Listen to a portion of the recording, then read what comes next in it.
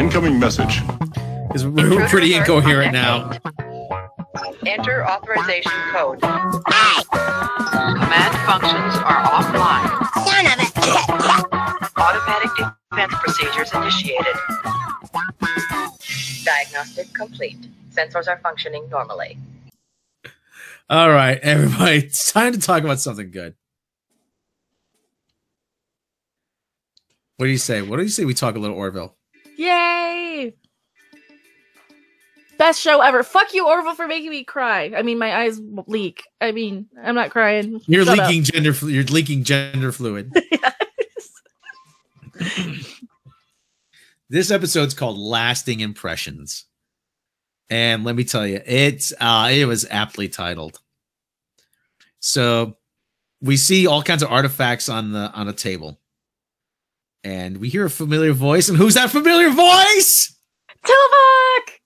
Tim Russ! Yay! Tim Russ is awesome! Yeah! Woo! Oh my god, we got Star Trek actors.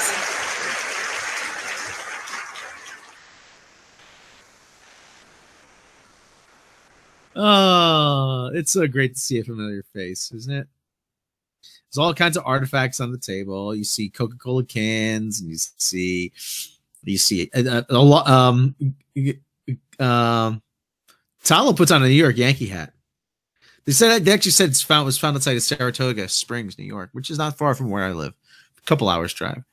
But all kinds of artifacts, and they have a cell phone. They're wondering what's on the cell phone, so they take it down to engineering, and we see Yaphet. Yaphet's in this episode a little bit. Yaphet. Yeah.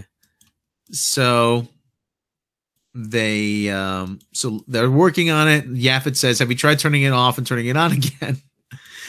And so they finally get it. Lamar finally gets it powered up, and they see its cell phone, and there's all kinds of messages in it. And they find a video of the person who donated to the time capsule. So that's, there's a time capsule. And it turns out it's this video of a girl, and immediately you see Gordon, you see Malloy. Gordon Malloy, he's intrigued by her. The young lady who plays the girl Susan is named Leighton Meester. I can't remember offhand what else she was in, but actually she's a singer. Gossip Girl? Yeah, I think you're right. Yeah. But there's also a running B plot about smoking and about Bortus and Clyden. They are intrigued by the cigarette, and when Clyden immediately eats the cigarette. I fucking love this subplot. Yeah, that's because I'm trying to quit smoking right now, so this just made me God, that was great. So fucking hard throughout this episode. And darn you, Rand, for thinking I wouldn't like this episode. It didn't make me cry. But I thought you were wouldn't way be too much. Way too much. Yeah. I thought you probably just didn't want to see another relationship episode. This was kind of not necessarily a bottle episode per se, because they did do obviously a lot of they were probably sets, but that's just it. This was a very cheap episode, you could tell. But I didn't mind that. And we've had a lot of really big episodes now, so it's okay to toss these in there from time to time. Mm-hmm. And it was a very character-driven episode, and we're getting to know Gordon a little bit more, and the Bortus stuff in this episode was just fucking hilarious. And they replicate 500 cigarettes. He shows them all his hiding places, and he's got like a bunch of them in the pillow. I love that. Mm-hmm. That was great. But anyway, so Gordon actually, Gordon is spending time with the phone, and he's going over he's going over the text messages that she sent back and forth to various people. So he gets the idea that he's going to go down to the holodeck. Can we call it a holodeck? It really is. It is whatever. Yeah. He goes to the holodeck. Whatever. He uploads the contents of the phone to the Orville's main computer, and it replicates her apartment and her life and her friends and everything, and replicates a party. He meets her, and immediately he's so intrigued, and he tells Lamar the next day about it, and And it's like, oh man, it was unbelievable. It was, you know, she was there, you know. It was just like, it was like, oh man, it sounds cool. Just remember, she's been dead for 300 years, so it's not real. So there was well, so and anyway, everybody gets concerned, yeah, rightfully so, because you know he really gets into this chick, like you said, and then he invites everybody to meet her, and everybody else gets concerned. And I loved it because this is one of the first lines when he comes in and says it, where I was comparing it to STD earlier, when I'm like, I'm waiting for him to go, oh yeah, but it's okay for you to fuck a krill, right? And he's like, yeah, but it's okay for you. And I'm like, yeah, go Gordon. And then of course Mercer has to come back with the proper response, which is, yeah, but that was not my choice. I was lied to. You're making a choice here, you know, and in a much more eloquent way. And I loved that scene because that speaks so much to what was going on there. But it's true though, both of them had a point. You know, Gordon also has a point. You know, she's just as real to him as, you know, any other relationship would be to anybody else. You know, whether it was necessarily real or not is up for debate. And I think he makes some good points, and everybody else made some good points too on that part. Yeah, this reminded me of this did remind me of 2 episodes of TNG. One was called, I believe, Warped Fantasies and Galaxy's Child, where Geordi, yeah, he meets Dr. Leah Brahms, who's a warp field engineering specialist. Yeah, and he has this fantasy version of her that he falls in love with. And there's actually another one from I think it was season 1, Riker and it was called, what's it called? Who was it called? Was it called Minuet? I think it was Future Imperfect, I believe it was. Yes. Future Imperfect. Okay, I'm trying to look it up as best as I can. It's funny because I didn't even think of that episode that you just mentioned prior to that one until you just brought it up now. And now that you mentioned, it's like, oh yeah, it is so much like that episode. Yeah. Minuet, actually, there's a scene in the jazz club too with Riker and Minuet. And the Bino, yeah, the Bino. Yeah, both of those episodes, definitely. Now that you mentioned that one too. God damn. Yeah, but just so updated though, and yeah, I don't mind. Well, but I didn't even notice it until Rob said it. Yeah. But you know what? This shows you that the things they covered, the types of stories they tell, and the way they tell them, from TNG, from Star Trek original series, Deep Space Nine, from Voyager, the stories they tell are timeless. They work in any context, they work in any era, because they're all very human stories.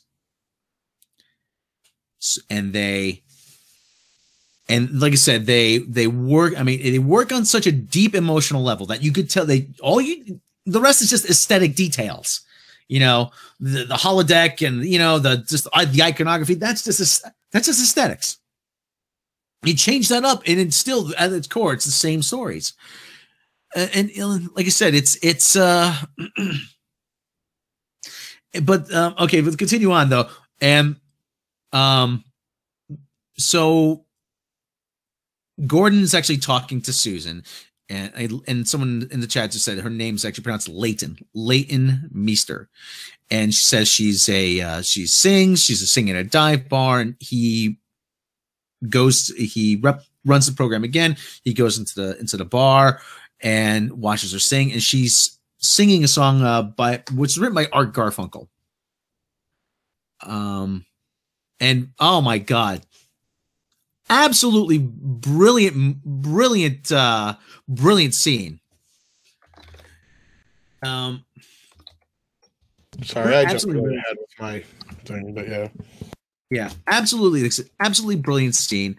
And really moving and really touching. And Gordon's there, and Gordon's just falling in love as each minute passes by.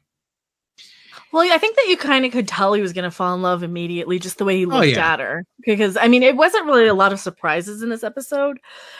But No, it was there like wasn't- it was so good to kind of just go along for the ride. Oh, okay, he's gonna fall in love with her. How are they gonna deal with this?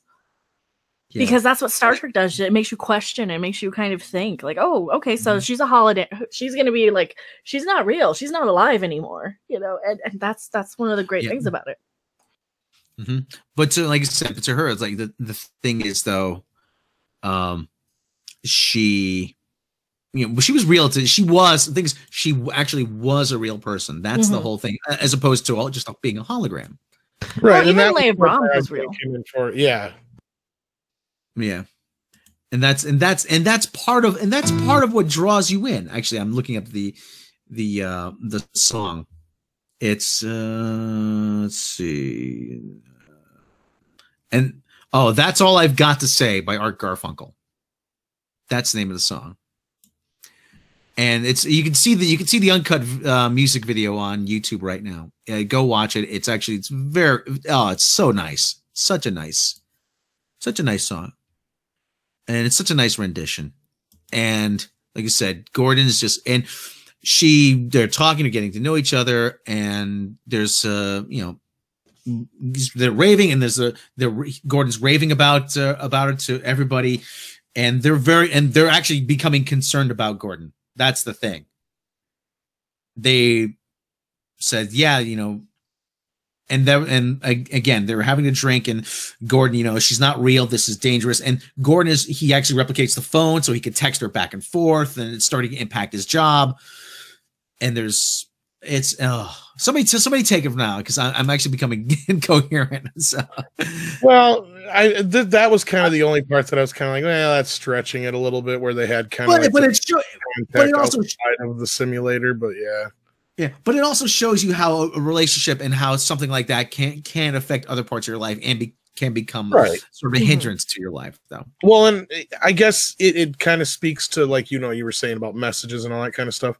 And I guess according to Robert April, the song was written by Jimmy Webb, which that's possible, but it was just sang by Art Garfunkel. Yeah, made by him anyway. But anyhow, as I was saying, it does kind of comment, I guess, on how relationships have gotten, like, we almost have like more of a relationship with our phone now than we do with actual people. Mm-hmm. And just how, you know, the phone became a major part of the whole thing, and everybody was like obsessed with the phone aspect of it, as opposed to Gordon, who was actually obsessed with the person. It's almost like the gods must be crazy sort of thing. Yeah. In the a way, interaction. Yeah. But I felt that was kind of part of it too, was kind of the comment on that. And like, especially it was kind of hit home when she's like, I was going to call you. And he's like, well, you don't have to, I'm here. You know, the interaction, I felt like that was kind of a comment on that, but yeah. The interaction with the phone for a lot of people becomes more real than the actual relationship. Yes, thank you. Yes, that's kind of what we're getting. It becomes the interaction with the phone becomes a substitute for actual human contact. Is kind of an important kind of thing here, and that's where I was getting to earlier, where, like, you know, because Mercer, you know, and him get into it, and, you know, to him it's real, and that's where I was saying, like, I think that's kind of where it was commenting on, where people are living out their lives more so, you know, over their phones and through their phones than they are an actual person, kind of thing too. But actually, there's the great moment after they go to the part, after they're at the game night. They have having game night, and Gordon invites her to game night, and everybody to game night, and except for Gordon. Talking about before, yeah, that was good. And they're playing Pictionary, and everybody. Oh, you know, well, I have to get up at be on duty at 0800. Oh, military time, is that a hipster thing? And, you know, that was actually a pretty good thing. And then Gordon's And then Gordon stays behind. Did you love his answer though? His answer is like, no, it's not. We gotta go. He was just like really snotty. They were really visibly irritated. Yeah. Well, it was more so, I didn't get they were irritated so much more as they kind of were seeing that this was becoming a problem with Gordon. Yeah. I think about what it was. They're treating it like a drug addiction almost. Yeah. Kind of thing. Well, they're like, you know what, this is cute, Gordon, but come on, it's time to stop. Well, it's affecting his work and shit, and that's kind of where they were getting, like, this shit's getting dangerous. It's unhealthy. It's you know, and that's where the whole back and forth, that scene that I keep bringing up, because it was such a strong scene. Because I said both parties do have such strong arguments on their hands. Again, this is another thing that we see with the show that's so great, is it isn't just taking one side necessarily all the time. It always tries to say, well, there's this aspect of it, and then there's this aspect of it. I love when they're in bed together, and Lieutenant Malloy, you're late for your shift. Pause program, and the bed disappears and he falls onto the floor. That was great. Because they always pause program. They always show the holodeck when they freeze program and everything just disappears and nothing happens. He's in bed. Boom. that was good. Oh, there's another little bit of commentary though that where Ed is looking at the was it USA Today or something out of the time capsule. Yeah. Oh, I liked that. That was good. They could have had a little bit more fun with some of the stuff out of the time capsule. But again, this was a great episode overall. And I know people are kind of saying, oh, she was a program and stuff in the chat, and that's how the phone deal worked. And I get that, and I have no problems with it. I didn't stop myself dead in my tracks like I did constantly with STD and have to back it up and go, wait, did I just hear or see what I think I did? That's so fucking stupid. Oh, yeah, Discovery will pause it every second, every 5 minutes. You're like, wait, what? WTF? Yes, right. ActionCom. What was that wireless technician facility? Oh yeah.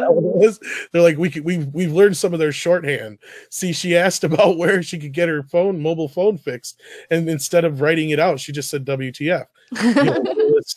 Wireless technician facility. Oh yeah. Oh, they're like, yeah.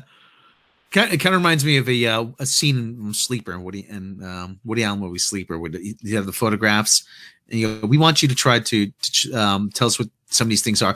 This is Charles de Gaulle. He was a very famous French chef. He had a television show where he made omelets and souffles. he goes, this is Joseph Stalin. He was a communist. I didn't like him. He had a bad mustache. Had a thing for Armenian women. He's just making up the most outlandish shit. This is Shanghai Shek. Okay, I didn't like him very much. This, I don't know what that is. This is a group of women burning a brazier. Notice it's a very small fire. So yeah. But that's the kind of reminded me of that sort of like what the hell is this kind of thing? Yeah. The X-Men comic. Yeah. There was an X-Men comic in it, yeah. I mean, I was kind of like, wow, I can't believe they would have forgotten that much shit from now, considering how connected we are and how they should still have quite a bit of information from this period, I would think. That was the only other thing that was a stretch. But what I did like is kind of how they put real science to the work when he did do the simulation, because that's basically how they write these AI programs now. Is you just feed them full of a bunch of shit. And they spit it out the other end. They spit it out the other end, and they do the best to plug in the gaps. And they actually write Beatles songs. Yeah. Didn't they actually say, didn't Tim Russ have some sort of line where we have the official records of history, but we don't have the day-to-day stuff? Yeah, the personal kind of day-to-day stuff. Yeah, I mean, but you would think that knowing the internet the way it is and how everything is almost forever on the internet pretty much, they should have been able to had that's again nitpicking shit because I have to, because we pick the fuck out of STD. Again, though, I do have to commend them for using the actual science here to create that whole scenario, and I do like that, and I like how that worked. So, well, Ed does say they were only years away from a major climate disaster. So, but yeah, we've got this next page on how they get their teeth white. Yeah, exactly. Yes, I love that. But anyway, so there's but Bortus and Clyden are actually, they're going through with nicotine withdrawals, which is good. There's a funny scene where Bortus is chewing gum, nicotine gum. What is that noise? I have synthesized a method of dealing with nicotine withdrawal. Is it helping? It is not. No, it said I'm chewing gum. It's said to help my urges. It's an aid to help with my quitting smoking. However he says it, yeah. It's is it helping? Yeah. It is not. It's so true. That nicotine gum is shit. I'd rather just be chewing juicy fruit. That's what it tastes like, is nasty juicy fruit. But so anyway, Gordon goes there's the turning point is Gordon goes back into the simulator. And he would have been funny though is if on the next scene though everybody was chewing gum. Oh yeah, that'd be funny. Yeah. So before we get to the major turning point, though, Claire says there's a treatment. Because nobody's been smoking for a couple hundred years, there's no treatment. So it's going to take her a couple days to to come up with one. And Mocklins are more susceptible to nicotine addiction than other races, and they're at each other's throats. That is awesome. I don't think I've laughed so hard in a while at the show, and I've laughed a lot at the show. So that's great. I love this. I love this show. I just so love good. it. What? How are they doing this so well and Discovery so bad? Because they have people actually care. Thomas asking why they picked 2015 as the year for this capsule. Probably just because it's better than saying like 2019, because that just seems obvious. Seems like a nice round number. Round number. Yep. I was just gonna say that. That's probably why it's close to 2019. Or they could have done 2020, but something could happen between now and then that would really change, some of the shit that's put in. It's also 2000. Anybody watching the show is going to remember 2015. So I mean, well, right, but like I said, it just always seems like how these movies and shows always make it like an exact round number. Yeah. Well, it just always it always irks me when they do that, and at least in this instance, it wasn't. Yeah, it was a rounded number, but it wasn't like it's from 2019, which is just so fucking random. Yeah, And just speaking of random, like she said at the same time, at least 2015 doesn't seem so random. But anyway. But anyway, so Back to the Future 2, it could have been, yeah. So anyway, we get to the turning point. Gordon goes into the simulator, and turns out she's sitting there with Greg, and Greg is the guy that she told him about. Greg. Yeah, Greg's the guy. Greg is the guy she told him about. Greg encouraged her to get up and sing. Greg is the guy who, Greg sucks. And Captain April said the same thing. I was surprised they didn't make Greg like one of his ancient ancestors, but that probably would have just been weird and creepy. That would have been, that would have been dumb. Great grandmother, yeah. Yeah. So anyway, so he tells Lamar, and he's disappointed. I was right there. It was all right there on the phone. I should have known. So he gets the idea. He's going to delete Greg from the program so he can have her all to herself. And then it turns out, he visits her at work, or what was, simulating her, what she was like at work. Turns out she's a completely different person. She didn't sing. She didn't do. She was more ambitious at her job. She was more ambitious at her job. Yeah. And rather than more ambitious at her job than after her singing, Well, and she hated her job before. And now she hated it as much. She was like wanting to be a supervisor or whatever, sales manager. She was getting a promotion. Like I said, she was more ambitious. She's more into her job. She wasn't into her singing. And it turns out, without Greg, she wasn't the person that he fell in love with. Which I liked, because that also is like a time travel thing that works in like the same way. So I liked that. That was really cool how that worked out. Yeah. Yeah, and there's this big moment with Kelly, and says, everybody who we encounter makes us who we are. You remove one piece, you become a completely different person. Oh yeah, but I'm such a disappointment. And there's a moment he says, well, she reached across the centuries, and she got a guy to fall in love with her. I mean, so at least take that away from it. And that's the other line I really liked there too. Yeah. Yeah. Compared to STD lines.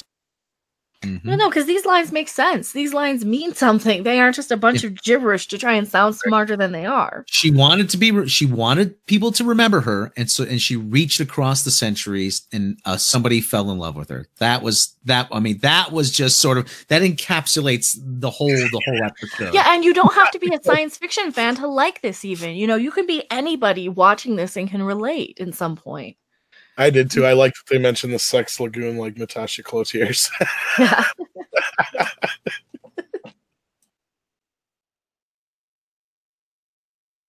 So anyway, Bortus and Clyden, they have one last throwdown over cigarettes. There's cigarettes hidden all over the apartment. They're trying to eat themselves eat to their cravings away. Yeah. Yeah. Yeah, that was funny. They dump out all the cigarettes on the pillow. That was great. Oh, that was before that. I was talking about the last part. Yeah, and then they're like, we need to watch each other or whatever. Yeah, and so Claire comes up with the Claire actually looks fantastic this episode. I don't know what it is. She got a better diet, working out. I don't know what it is, but anyway, so I've come up with the cure. Who wants to go first? They raise their hands. I want that cure, damn it. So Gordon goes back into the holodeck one last time, and she's singing again, and he gets up on stage and joins her. And like, there was this that was just a really kind of sweet moment. Mm-hmm. And they look at each other, and Gordon knows like he's gonna have to leave this behind, and he it's heartbreaking too. It It's is, like he knows that she's better off with this Greg, and it wouldn't have worked out anyway. Well, but it's not real, and he knows that as well. But real, at the same time, but it was still real for him, you know. Yeah. The story, yeah. The story has been written pretty much, and there's nothing he could do about it really. So, and like I said, when you remove one piece of the puzzle, the whole thing falls apart. And so he says the story. Oh, yeah, I'm leaving tomorrow. I've got a job as a test pilot. It may make it even into space. So we have to take one last picture, and there's that one last picture of them together. Mm-hmm. And you got to think: is they gonna find that in the phone? Yeah, I was thinking maybe they're gonna find that. No, it's a simulation. I know. So, but Gordon probably would upload it to his phone though. Twilight Zone would have done that, and it would have been awesome. Yeah. But it's such a great, okay. And Gary from the Rock says, oh, it's kind of episode that you watch with your girlfriend. She goes, oh, that's nice, but it connects on a very human level, and that's what a lot of things miss these days. I mean, they're so worried about the pew pew and the big bombastic scenes and everything. Like, no, you have to start with very human stories, and these are stories that everybody can relate to. I mean, geez, there's been people in my life. I always wonder, did I have an impact on her?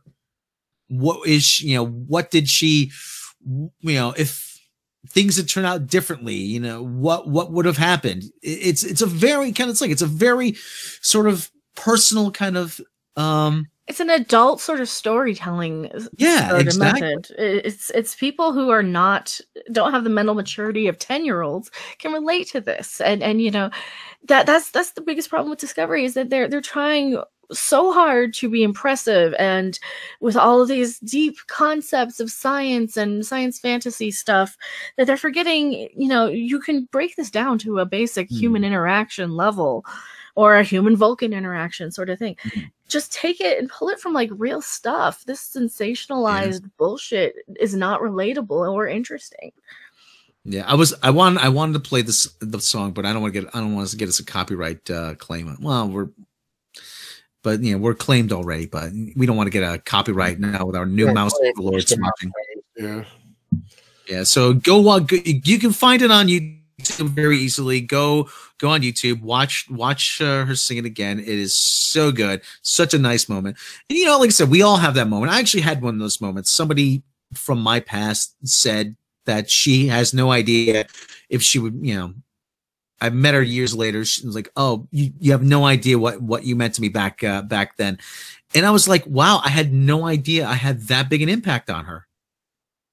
And like I said, it's one of those things. And that's what this episode made me think of. Like, wow, somebody actually from my own life was kind of reminds me of this, and like I said, it's all about human connection.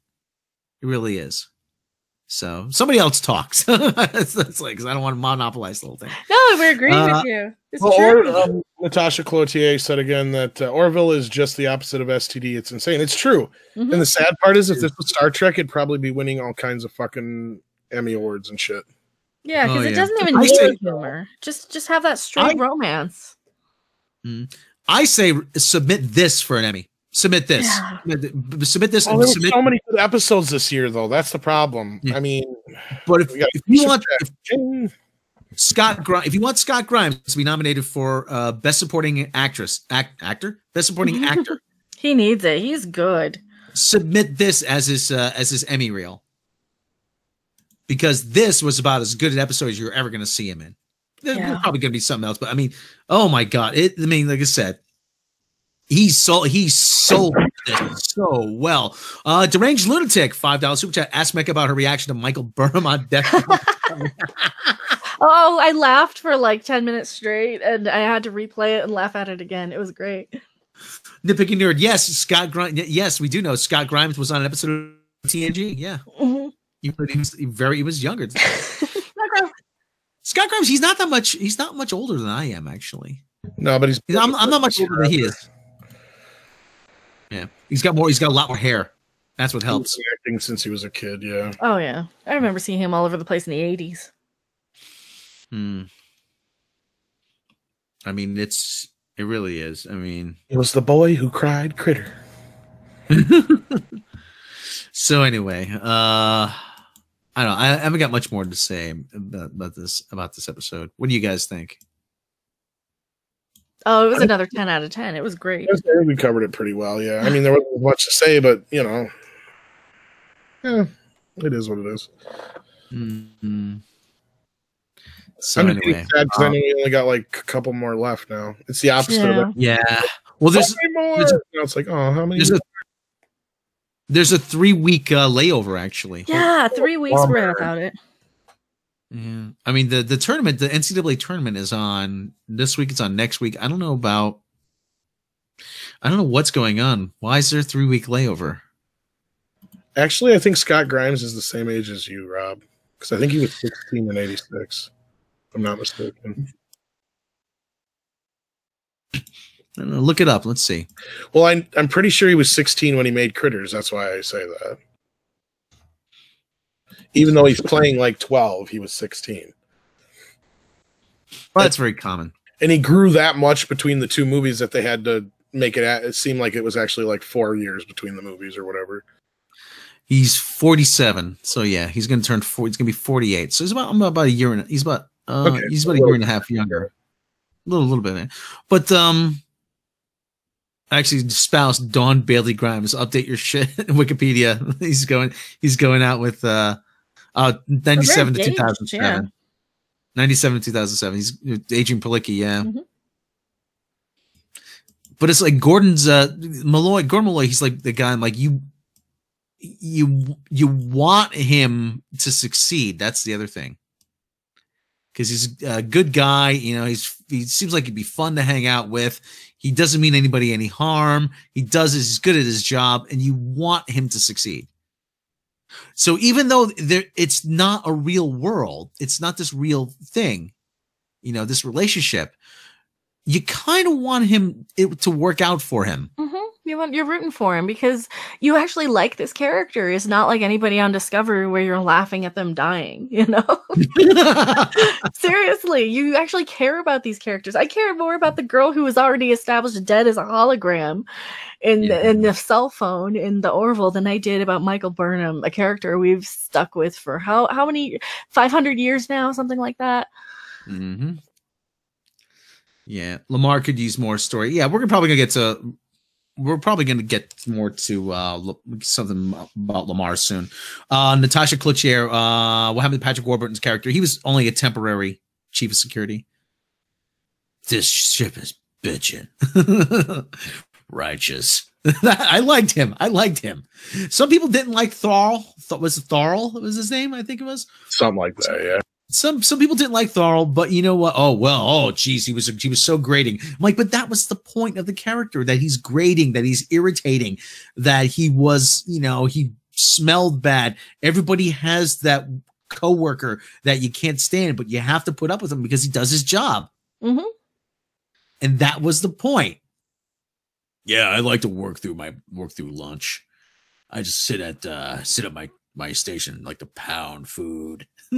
Like, that was great. That was great. He wore sandals. Yes, he will not, like Bortus. He will not stop talking. He makes sounds when he eats, and he smells. So that was great. Nitpicking her girlfriend has a crush on Lamar. I don't know what to do. Don't worry. I wouldn't worry about it too much. Just you know, do some role playing. Wear a Planetary Union costume in the bedroom. You could just buy those on Amazon. Yeah, Get inventive. Your Thrall disappeared with no explanation. Thrall was just temporary. He was just temporary head of security. We probably got reassigned. He'll probably turn up at some point. But I actually had someone she then not Tyler's aunt, but somebody I knew. They were in role playing. There was a whole thing about Vikings. But that's all I'll leave that there. So anyway. And it's not Andre. So people spiced up the bedroom like that. I'm like, really? You can't just leave us there like that, boy. Yeah, it's gonna turn into it's gonna turn into the porn podcast in very quickly. That's the point. Mm-hmm. All right, so call Nina Hartley. We got the podcast to do. Oh man. Okay, I want Orville phaser cigarette lighter. Yeah. Nitpicking nerd, I'll have to watch all the stuff he played in to do some Orville recuts. It's great. Bortus likes the role. Oh, Bortus, yeah. Bortus likes the role playing. Yeah. With the dentist. The dentist. That was great. JP over Egotastic Fun Time. The Sex Lagoon. And check out Twinkle Toes over here. That was funny. Apparently, Star Trek Canon Camp has moved off the Paramount lot onto Fox's. Yeah. Can they legally be arrested for like teaching canon camp so incorrectly? No, probably not. Natasha Klutcher, I'm in a hotel. I bet there's porn on the telly. I'm like, that was my one big regret. I went to Sweden and I actually did not watch any Swedish porn in the hotel. I probably find it on the internet, but I'm like, yeah, you can be cheaper on the internet. Yeah, it probably cost me like what $19.95 for an hour for porn at the hotel. I don't know. It's free on the internet. I've never had to buy it. And with the exchange rate, that'd be a killer. Okay, what do you say? Any final thoughts on this episode? Oh, did you notice the Orville was trending last night? No, I didn't. Yeah, it trended a couple of times for me. But mine tells me like people I follow. Yeah. That was some hot Mocklin on Mocklin action. You know what you like, yeah. All right, kids. Some porn music for Rob. Darathon 45. Oh, Rob, I'm so disappointed. What are you, Laura Petrie? Oh, Rob, I'm so disappointed. We'll watch some quicksand porn. Get over it. Okay. All right, everybody. Thanks. And final thoughts on this episode, guys. It was so good. Damn you for making my eyes leak, Orville. It's a good episode. It was good. Mega Random, your eyes are leaking.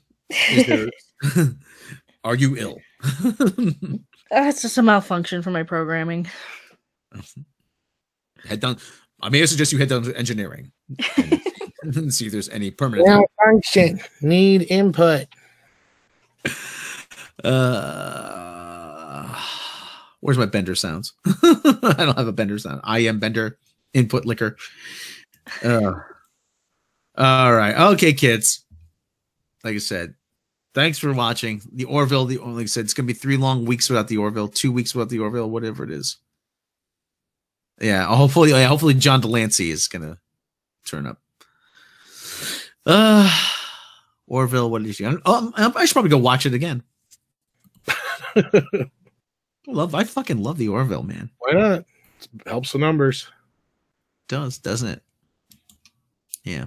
The Orville. Yeah. Again, do you think they're kicking themselves right now? CBS? Damn it. Yeah. Nah, they probably they don't care. If they did, why did we get the sneezing alien? That was true. So fucking stupid. Screw you, Discovery. You wish you were as good as the Orville. Go watch Doomcock's review of Brother. Actually, it's in 3 parts. That was actually great. And he does another review. So yeah, go watch Doomcock's reviews of STD. So okay, kids, let's wrap. Was there any news? Any news? Let me see. Regular show, or are we just gonna wait a day or two? I don't know. Let's. I don't know if there's any news. I go deadline. All right. Well, we'll if we're gonna have a show, we'll announce it here soon. But otherwise, we'll try to do something this weekend. How's that sound? Let's round this out. Yeah. Okay, kids. Like I said, go watch the Orville again. If you haven't watched it, watch it the third time. If you've watched it twice, just watch the Orville. Just keep watching the Orville. That's all we ask. Watch the Orville. It's not hard. Over and over and over again. All right, kids. Captain. Yes, watch random Message. 18. Intruder You're alert first. on deck 8. Enter authorization code. Command functions are offline. Automatic defense procedures initiated. Do you not? Diagnostic complete. Sensors are functioning normally.